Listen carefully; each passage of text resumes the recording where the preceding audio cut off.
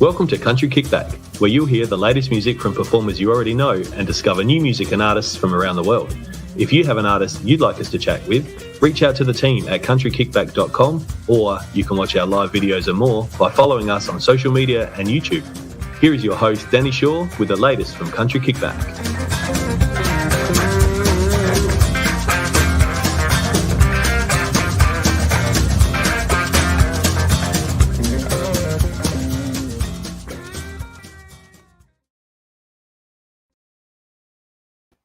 Hello. I know I saw you a few minutes ago, everybody, but thank you for jumping on and joining us again. What's your Saturday doing? Who are you listening to? Let us know in the comments where you're watching from and what you're listening to. I know there's a lot of festivals around, there's a lot of shows. Would love to see some photos. If you've got some photos, send them through and tell us who you're enjoying at the minute. We've got Ronnie Joudo waiting for us in the waiting room. He's joined us again. We had a few technical issues last time, so we're going to do another show. So if you want to ask any questions or anything, pop them in the comments and we'll get started. I welcome Ronnie into the room. Hello. G'day guys. How are ya? I'm good. How are you? Good, thanks. Good. Great to be back again. Yeah, a bit of technical issues last time, so hopefully I get it right this time. We'll be fine. We'll be fine. We got to enjoy the talk and we had a good time last time. So it's only been a week, but you've been really busy this week. You've been flat out. Yeah. Well, the last time we were talking, I was going to go down to Bungendore and do the Country Rocks Festival, and so we did that. That was awesome, and also did a corporate show the other day as well. So been a little bit busy this week, but nice to be sitting here this morning and chatting with you. Having a good time. How did you were just saying earlier your son went down with you. What was his thoughts on the whole festival? He's a big fan of the Wolf Brothers, and took him backstage, and Nick and Tom were really good, and I introduced him to him and chatting away with him, and he loved the whole thing, even though it was 2 degrees, but had a great time. As we were saying before, doesn't matter what weather it is, 2 degrees, pouring with rain, windy, everyone of the Australian music industry, all the fans are there, rain, hail or shine. How lucky are we? Like I was saying to you, Danny, it's amazing how they just came from everywhere, and all over Australia, come down to Country Rocks in a town called Bungendore, and they were all there at 2 o'clock, 2 degrees, and there till past midnight, watching the Wolf Brothers and Thirsty Merc and all those all those top artists, and it was a great time. Very dedicated fans, very dedicated supporters. Absolutely. So it's so good and so much fun. We've just got this beautiful family in Australia with music. We're so lucky. Jane has popped in and she's saying good morning. Good morning. Good morning, Jane. Thank you for everybody watching at the moment. Pop in the comments where you're from and let us know what music you're listening to this week. Now, we were here to have a chat about I Used to Be Her Cowboy and your current single. Tell us a little bit about writing this and where it came from. I used to be a cowboy. It's not a true story. Everybody asks me, is that a true story? No, I was going to say, do you get that a lot? No, it just came from the idea of how cowboys are always perceived to have that, bad boy image, the Wranglers out there doing the rough stuff, and they're always treated in that sense of being a bad person, and they're always guilty, even though they're innocent. So I was going with that kind of concept. And I thought I'd put that towards a breakup song, and I got the idea of, I used to be her cowboy, because that's what he was. Yep. And how have people reacted to this song? What have people been saying when you play it? Is it been reactions that you thought you'd get, or has it been a bit different? Yeah, look, it's actually been a little bit different, where people find that, like I said, they always think it's a true story. And when I explain to them that it's not and how I came up with it, Rod Motley put a little bit of a twist to it, taking it away from that traditional style of writing and singing that I do. He made it a bit more pop country kind of style, so people sort of reacted to it a little bit differently in that sense, because it's gone with that kind of modern type country Yeah. rather than that traditional type country. Yeah. And was that deliberate? Like, did you want to go down that path just to try, you know, branching out to different styles? Yeah, look, it's something that, you know, Rod and I, we talk about all the time. Every time I'm writing a song and I flick it over to him, you know, he always tells me, oh yeah, we can do something awesome with this, and and I know, you know, he puts that Rod Modby sprinkle on it, and you know, it creates that kind of stuff. So yeah, I'm always looking forward to, you know, seeing that combination sort of, you know, come up with new stuff all the time. So no, it's something that we expect to do. Well, he always expects me to come up with those kind of songs. So it's good. It's good that, and it's because, I mean, it must be so nerve-wracking doing that sort of thing, because it's a part of you, and putting it out there and taking that jump into something that you might not have, you know, done before. It's good. It's so lovely when you see a songwriter and a performer be brave enough to try different styles and different things. I think it's wonderful. Yeah, well, I mean, you know, I don't sort of just want to stick with that kind of, you know, that one pattern all the time. So you know, I think different patterns and that is always good. It keeps the fans and the listeners, you know, wanting to hear what we're going to do next, and which is a great thing, because that's what they always tell me. Can't wait to hear your next one. And, so it's always good to get that kind of feedback, that we're still keeping it interesting, you know, as we're developing, you know, our new songs and new styles of country music. It's so exciting. Now, I know we were talking a bit about it last time, but who are your musical influences growing up? Do you have quite a broad range of music that you like to listen to, and take some sort of inspirations from those different places? Look, it all started with me with my older brother Roger, who used to play a lot of Waylon Jennings, you know, the Mel Haggards, the Ronnie Millsaps, you know, all that kind of stuff. So I got introduced to country music that way, and I was listening to all those kind of songs, and obviously the Slim Dusties, the Jade Hurleys that he played. You know, so, you know, they were always basically the foundation. And then it's only when I heard Randy Travers, as I was saying last time, that it really just, I thought, wow, man, this guy, you know, he's a freak. So and I love his songs and everything like that, and I just sort of developed it, you know, more and more from there, and I just loved it, and I just kept going with it. Then I heard the Toby Keiths, the Alan Jacksons, and you know, George Straits, the George Jones, the Keith Whitleys, you know, and then it just kept going from there. And another one for me, like an Australian, is Graham Connors.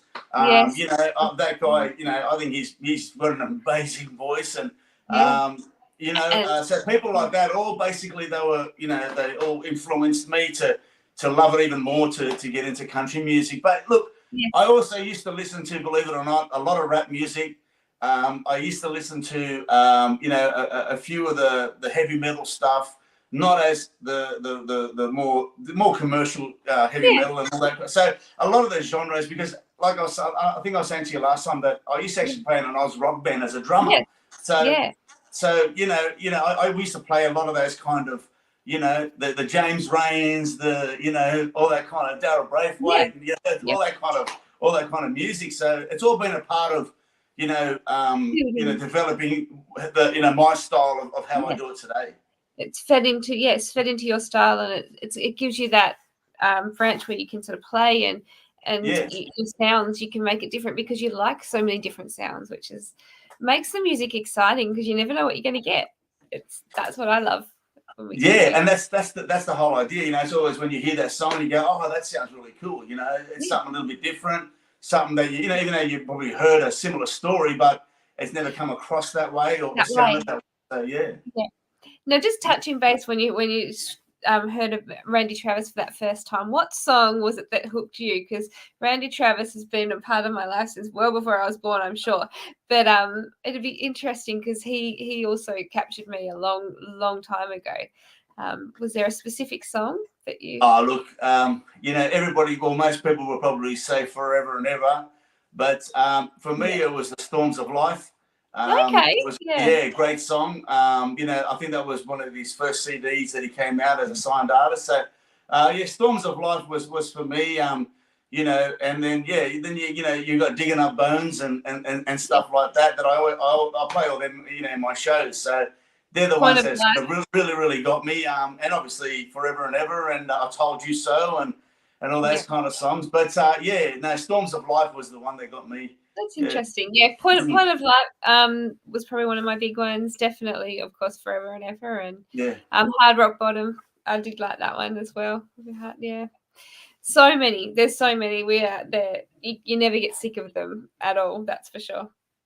I mean, he's got so many out there, and and one better than the other. So yeah. Oh, there's not one there that I'd say I don't like that. I was actually lucky to see him live in Sydney. I think 89. I think it was 1989. Yeah. And it was funny because back in those days they used to think it was like old people music. And I happened to be there, and I ran into somebody, my boss, who was there as well. And he said, "What are you doing here?" And I said, "Oh, I'm here to watch Randy Travers." And he goes, "Isn't he a bit old for you?" No. No way. No, everybody loves country music, mate. It was a bit, back in those days, if you said you love country music, you were kind of labelled a little bit, So you were, you really were, 100%. And I was saying before, it's about radio, but it's definitely changed how you're perceived with country music, and I think it's changed because people are starting to understand how big the genre is, and thinking that it's not one specific thing. It's such a big broad hat. So we're very lucky. Now I know that you're sitting there with your guitar. Are you still happy to do a song for us? Yeah, I'll how about I do? I used to be her cowboy. How I originally wrote it. That would be lovely. I would love that. I'm going to give you the room, and I'll come back when you've finished. No problem. So this is how I wrote I Used to Be a Cowboy before I sent her over to Rod Moppy, and then he put his magic on it. So here we go. Well, I don't get to drive down that old dirt road to her place, and I sure don't get to kiss her pretty face. She went and broke it off and left it all for what I didn't do. Oh, I guess she had enough my living ways, and she cut me loose. I used to be her cowboy, a wild boy, so I was her everything. So I went and lost it all, late night call with the boys out for a drink. Yeah, the rumors were I was with someone new. Well, I would never do anything like that to hurt you. I used to be her cowboy.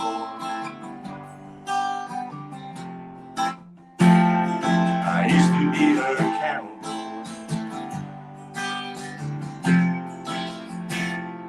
I still see her sister every now and then. No, I don't ask her how she's been or anything. No, I don't want to know if she's moved on to someone new. I swear I'll change my ways if she took me back for you to count to. I used to be her cowboy. Wild was her everything, and I went and lost it all. Late night call with the boys out for a drink. Yeah, the rumors were I was with someone new. Well, I would never do anything like that to hurt you. I used to be her cowboy.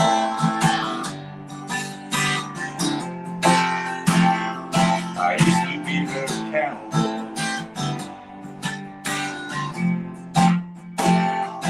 I still got that pin on the tailgate and that broken windscreen won't away. When you came and I tried to explain, I used to be her cowboy, wild was her everything. Now we lost it all. Late night call, the boys out for a drink. Yeah, the rumors were I was with someone new. Well, I would never do anything like that to her. I used to be her cowboy.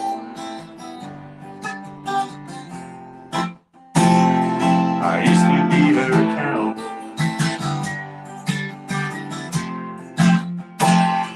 I used to be her cowboy.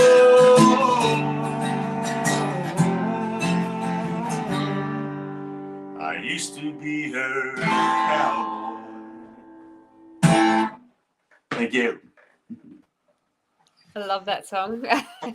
I'm being greedy. I'm getting to watch it live twice now. So how little in this a week. Yeah, no, it was awesome to send it over like that to Rod, and and then he does his magic, and yeah, you hear the new version of it. So yeah, it's awesome. Absolutely lovely. Now, how long did it take you to write this one? To write it down, put it all down. It took me about a couple of hours.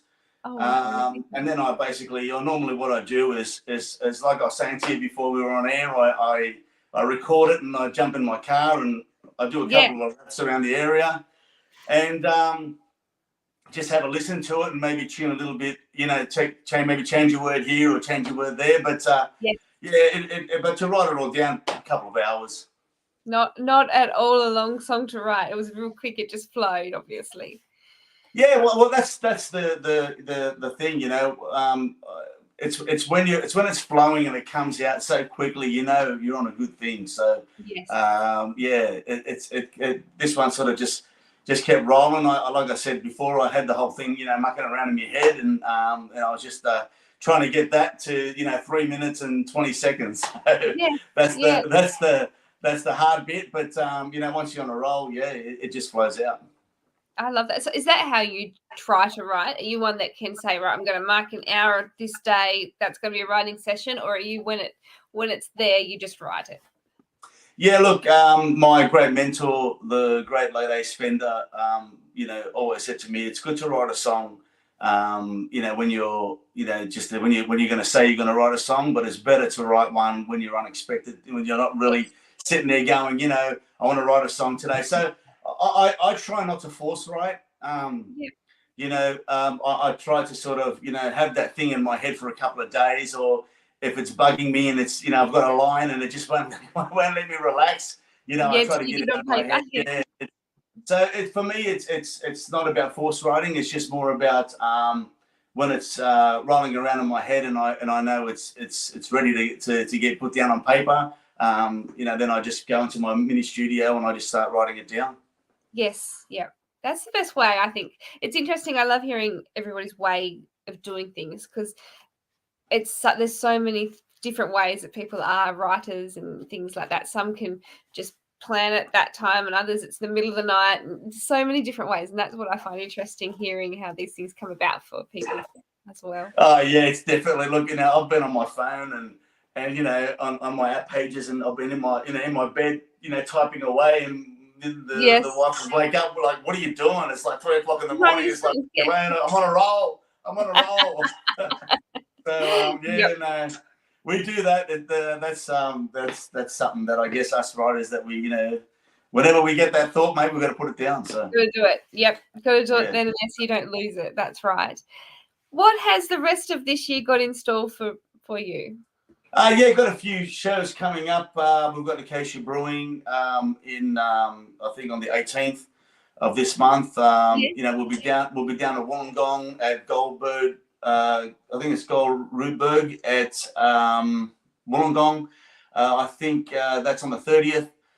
Yes, I've got a few shows coming up. I've got a guest appearance for Cameron Cusack on the 23rd. Yes. Over there at Petersham Bowling Club. Cherry Festival in Young. We've got the Stampede Festival down here at Camden. 16th of October. Haley Jensen is there. So, Brune, Mick Bond, and then his band will all be there. So it's going to be awesome. It'll be a fun day that day. It's Sunday the 16th here at Camden. So, so we've got a bit going on. There's not that much time left in the year, and you've got so much ahead. How exciting! Yeah, look, like we were saying before, it's just great to be able to get out there and play live. And a lot of those songs that we've been sitting here and and playing for so long because we haven't been able to get out there, and it's just great to go out there and meet people like we were saying. They send you messages, and you get to meet them and see their face and say g'day and all that kind of stuff. So it's just great to be back out there. Absolutely. It's so good. And I know you were talking about heading up to Tamworth in January. You're still planning to head up there? Yeah. I'm only up there for 3 days, but I'll definitely be up at Tamworth and be around some of those areas and hopefully be on one of the shows up there. Yeah. So, and what's the best place for people to watch you and to know, updates on new shows coming or new music releases? What's the best place? Yeah, they can go onto my website, ronniejoudomusic.com. Let me see if I can put the comments now for you. Yeah.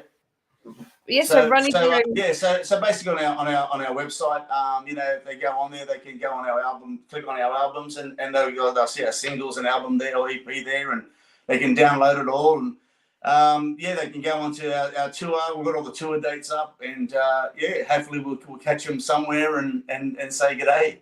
Say g'day, yes, absolutely. And I think that's one of the best parts about it, isn't it? You're out on the road and you get to say hello. It's so nice to be able to have that moment where you can just talk and hear stories. Yeah, it is, and it's just great, even for them, for the supporters and fans to come up and talk to us and they have a chat with us as well. It's great for them as well, and it's just as good for us to say g'day and. Like I said before, meet all the people that have been listening, downloading, and all that kind of supporting your music. So, it's just great. It's great to be able to doing all that kind of stuff again. Yeah. So and get some more inspiration for more music too while we're out there. always looking for new stuff. So it's always good. Yeah, definitely. No, I cannot wait to see you out on the road, and that sounds like we'll have plenty of opportunities coming. And are you thinking about new music? Have you got anything recorded or in the works? We've got our next few song sets. Getting worked on. Rod's actually starting, I think, this week on our next single. So hopefully that will be out in the next couple of months. If not, it'll be early next year. I've got some stuff that I've been trying to release that I want to record that I've written with Alan Caswell and Angus Gill. So looking forward to releasing those sometime next year. That's going to be excellent. And I imagine with those two influences along with yours, they're going to be different sounds again. Basically, more of the traditional type of writing and style. But I know Rod Mop is going to do something with those as well. So looking forward to that. And obviously, somebody like Alan Caswell, mate, we've got to really make him proud. So I've got to make him proud. So 5 hours with him sitting there writing this song, and it was awesome. It would have been incredible. Another lesson, learning a different style of writing as well. Oh yeah, look, Angus Gill. He's only a young fella, and he's very talented. And his style of writing and Alan Caswell's style and my style, it's just totally different. But it's just great that we're able to put something together and come up with these two great songs. And look, I know Alan Caswell was excited that after we finished that song, and I was really excited, and he was a little bit excited. So I know that's a good thing. So it's just been unfortunate I haven't been able to release it this year, but I'll be definitely releasing it next year. That's exciting to hear. And I mean, it's been one of these times. It's been hard to keep releases going because it's been hard to get into the studio and record when we've been locked down and doing different things. Well, look, that's what happened with our EP. We were supposed to get it done within like 6 months. Took us nearly 2 years. So, because Rod's about 2.5 hours from me, from where I live. So, and during that whole thing, we weren't allowed to go further than 5 kilometres. So, Yes, so you had definitely no chance of getting there, but at least we're open. We're coming back, and you've got music ready to go. It's exciting because you've come so far in these hard times. It's going to be exciting as things open back up for you, and see how far you're going in the next few months and years to come. Oh, look, there's a lot of people that I'd I need to thank that have pushed me and made me believe and come back to doing this. There's so many of them, and they're all with me on this journey. And even AEST Fender, who's passed away back in 2003-4, and he's part of me with this journey. He's one of the main the big engine that's driving me to finally get to where we wanted to get to back in the early and mid 2000s. It's exciting, isn't it? And you're right. And I always sort of try to mention that, because you have written the song and you're singing the song, performing the song, but it's nothing in releasing music or performing is a one person thing. It's a full team behind them. And you couldn't do it if it was just you. It's a massive thing and a massive process before it gets to the point where it's reaching our ears. It's just incredible, the team that we have to have behind us to do it. Oh, definitely. Look, Danny, you know what? You know yourself. I mean, we've got people like Rod that's dedicated. I've got Cameron Surrett, my manager, Mick Bond. He's done amazing stuff for me. He gave me an opportunity to go down to the Tourist Hotel to play there, to check me out. To basically see if I was able to perform on his Country Rocks, or to invite me to play on there. And thank God I got on there. So he gave me that big opportunity. So there's a whole bunch of people. I mean, there's Jules from Wild Hearts Publicity. She's pushed this song and guided me as well. And from previous ones, Therese McKee and all the other people, they've all basically helped me. I'm just great to be part of Wild Hearts Publicity and people with Mick Bond and Cameron Surrett and those kind of guys. And they're guiding me in the right direction. And Rod Moppy's just producing these amazing songs when I'm singing, sending them over to him. So it's a big team effort. And it's for me, I'm just blessed to have that team around me. So it's a great thing, and it makes you want to do even better every time. It does, doesn't it? It's that encouragement. It gives you that motivation that that you don't want to let them down, and you always want to better yourself and bring out good music and and great production as well. So I've had people like Jay Sini, is a golden guitar video of the year last year. He's done all our music videos, and so I've just been blessed to have such a great team around me. Have you got plans for music videos on the upcoming songs as they come? We're looking at we might be doing a music video for that one. So hopefully we'll I'm sure we'll be getting Jay Sini to do it for us, and he'll come up with something. Because it is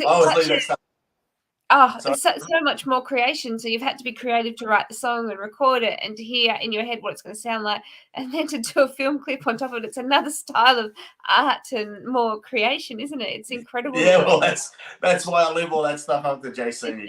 I just send him over the song and I just leave it to him. I mean, the guy's a golden guitar winner. He's been nominated so many times. He's a freak, that guy. And I just let them do what they want to do. Oh, look, I can't act. I can't do any of that stuff, so I just leave it all up to him. And let him do it. That's it. That's the best way to do it for me. Absolutely, I agree. I would have to do that too, because I can't act to save my life. Thank you so much for coming back on the show and joining me again in such a short time. But I really hope we get to have you back again, especially for the next single and your next lot of touring and keeping up with what you're doing. Because it's great to see from the start and to see where you're going to head next, which is lovely. Yeah, all part of the journey. Thank you for having me. Absolutely. A good, fun journey. Thank you so much. And thank you, everybody, for tuning in on a Saturday. I know that I've had a lot of messages. People are saying they're going to watch on the replay because they're working or they're doing something. So thank you for watching. And you can still put some comments in. We can still see them, even when we're not live. So if you have anything you want to know or ask or say, pop it in the comments and we'll get to them. But thank you again, Ronnie. It's been lovely talking to you. And I hope you have a nice Saturday and hopefully a day off. Yeah. Not performing tonight or tomorrow, so it's all good. I'll be able to recoup. Yes, recoup the voice and have some downtime. Yeah, definitely. Well, thank you again. We'll see you very soon. Thank you, Danny. Thanks for having me. See you, everybody. See ya.